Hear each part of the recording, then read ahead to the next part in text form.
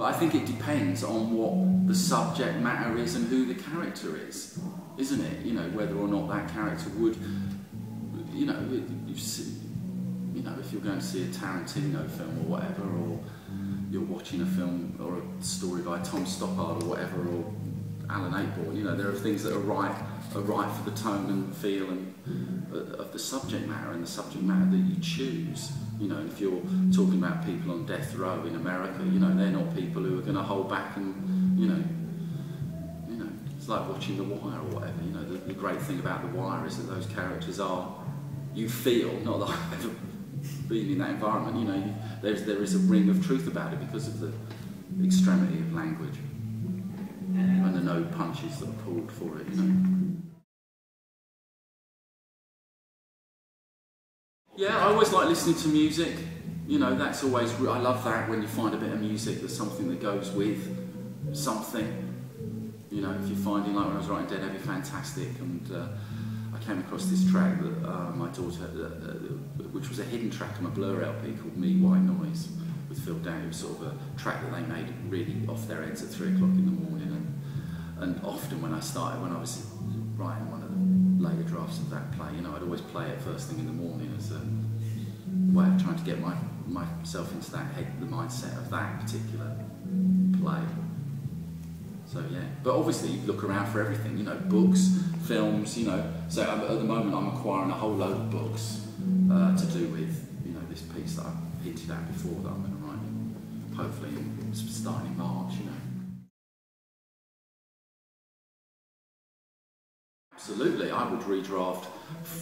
you know, and it's something that you learn to do, and if you hit on the right, if you manage to meet the right literary manager of a theatre,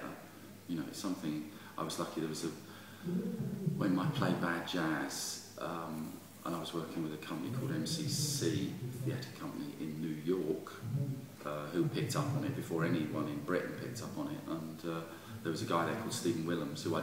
dedicated the play to, and he was phenomenal, and I've learned more about playwriting from him than almost anybody else I've ever met in my life. And he was, you know, just the way, the feedback that he gave me on that, you know, and I was, you know, I'd been writing plays, you know, I'd had plays published and, you know, done all over the place at that point, but then he was just, there was just something about his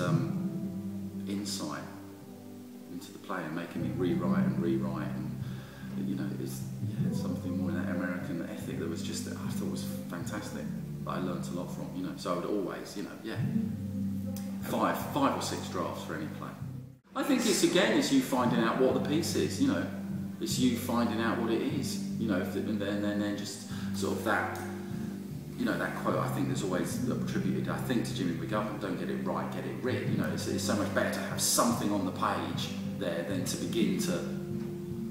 you know, mould it and shape it and find out what it is, you know, like here again, you know, say on the Tuesday, by the Tuesday at least we had the structure of the piece, or a structure of the piece here.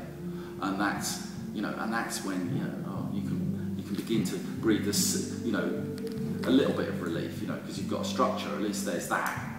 and then you can take away things or add things, you know, which we've done today. You know, we've taken away a couple of things, but we've added two new bits in it, you know, or speeches will come up, and I'll think, oh well, that goes. Oh no, we can use that speech in the end rather than where it was sort of the beginning of Sean's improvisation for it today, you know. But I think I'm quite good at that, of actually hearing a sentence in the devising process, and I like that, thinking, oh, that's good, and then picking it out and then building a speech or an idea around it.